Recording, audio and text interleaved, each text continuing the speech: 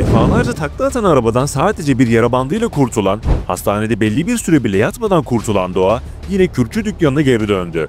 Elbette bu konu çok farklı senaryolara bağlanacak ancak biraz daha dramatik bir şekilde işlenebilirdi bu senaryo. Mesela Doğa bir süre yoğun bakımda kalabilirdi. Cemre'nin durumu herkesi korkutabilirdi. Fatih'in bu süreçte hem Doğa için hem de özellikle Cemre için üzüntüsü gösterilebilirdi. Kıvılcım'la Ömer vicdan muhasebesi yapabilirdi ve Kıvılcım'ın gördüğü kabustan sonraki bu travması daha derin işlenebilirdi.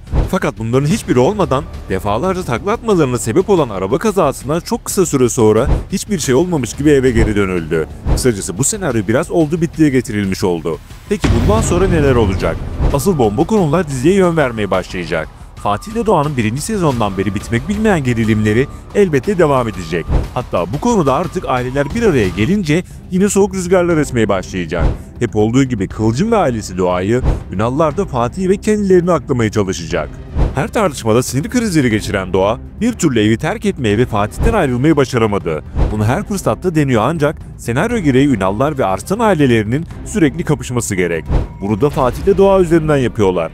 Kısacası kendini tekrarlayan bu senaryoda Fatih ile Doğan'ın arası birinci sezondan bu zamana kadar nasılsa bundan sonra da böyle ilerleyecek. Hatta Fatih ile ilgili yine ufaktan bir aldatma senaryosunun sinleri verildi. Bu konuda akıllara gelen ilk teori Nilay'ın arkadaşı Seda. Önceki videomuzda Seda'nın Ünalların içine girmek isteyeceğinden bahsetmiştik. Yeni bölümde Nilay'ın misafiri olarak eve kahve içmeye gelince planlarını kurmaya başlayacak. Bu da beraberinde tabii ki Fatih ile ilgili yeni bir senaryoyu doğuracak. Şimdi gelelim Ünalların çöküşünü başlatan bomba olaya. Asil kendini Işıl'a göstererek kartları açıktan oynamayı tercih etti ve büyük planını başlattı. Bu plan geçtiğimiz sezon sonunda bahsettiğimiz Ünalların çöküş teorisiyle bağlantılı. Yani bu andan itibaren artık Ünallar çöküş dönemine giriyor diyebiliriz. Işıl artık Asil'in maşası olacak. Çünkü Asil Işıl'ın tüm sırlarını biliyor ve Işıl'ı kendi istekleri doğrultusunda sömürmeye başlayacak. Asıl planı ise Işıl vasıtasıyla Abdullah'ı kıvama getirip şirkete çökmek olacak.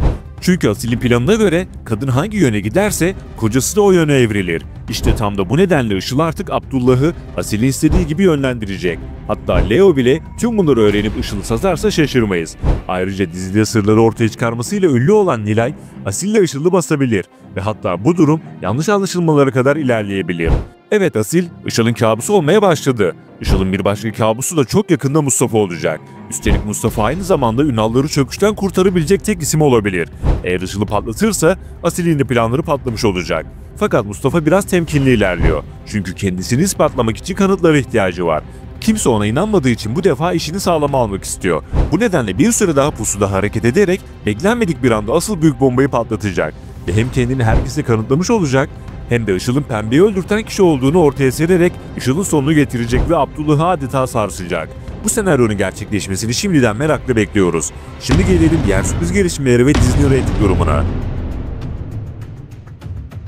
Kıvılcım ve Ömer yaşanan kazadan sonra kararlarında değişikliğe giderek vicdanlarının sesini dinleyecekler. Yani Ömer içeri girme durumuyla karşı karşıya kalacak. Fakat biraz fazla uzatılan bu senaryoda önceki videolarımızda da defalarca dile getirdiğimiz gibi Ömer masum ve asıl suçlu zaten Furkan. Juror 2 filminden esinlenerek yazılan bu senaryoya göre Furkan 30 yıllık bir ceza alacak. Bu durumun artık kısa süre içinde ortaya çıkmasını bekliyoruz. Öte yandan beklediğimiz gibi Demet intikam ateşinin ilk fitilini yaktı.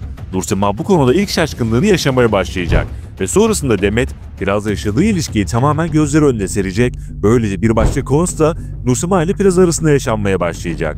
Üstelik önceki videomuzda da bahsettiğimiz gibi Demet'in intikam planları Asude'yi bile etkileyecek cinsten olabilir.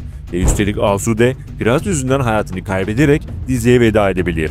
Bununla ilgili 2 bölüm öncesi sinyaller verilmişti. Bunun yanı sıra Çimen'le beraber bir meme kanseri farkındalığına dikkat çekilecek. Çünkü Ekim ayı meme kanseri farkındalık ve bilinçlendirme ayı olarak ilan edilmişti. Ayrıca Çimen'in yeni arkadaşı Yasemin ise ailesinden yana sıkıntılı olan ve Çimen'le ailesini kıskanmaya başlayacak olan biri. Ömer'e bile kancayı takarsa ve sinsice aile içi huzuru bozmaya çalışırsa şaşırmayız. Sönmez'in de dediği gibi bu dizideki ailelerin sınavları hiçbir zaman bitmeyecek. Son olarak dizinin reytinglerine baktığımızda geçen sezonlarda alınan reytinglerden çok uzak bir tablo görüyoruz. Önceki 2 hafta Total grubunda zirveyi arka sokaklara kaptıran Kızılcık Şerbeti, AB grubunda bu defa zirveyi Taşacak Bu Deniz dizisine kaptırdı. Bu hafta az farklı Total ve ABC1 kategorilerinde zirvede ancak önceki sezonların neredeyse yarısı kadar reyting alıyor. Bu durum bir uyarı alarmı oldu. Yeni dizilerin başlamasıyla beraber reytinglerin hızlı bir şekilde toparlanması gerek. Aksi durumda gidişat pek iç açıcı gözükmüyor. Sizce reytingleri toparlayabilecek hangi hamleler yapılabilir? Fikir ve düşüncelerinizi yorumlarda mutlaka belirtin. Yeni videolardan anında haberdar olmak için abone olup bildirimleri açabilirsiniz. Kendinize iyi bakın, hoşça kalın.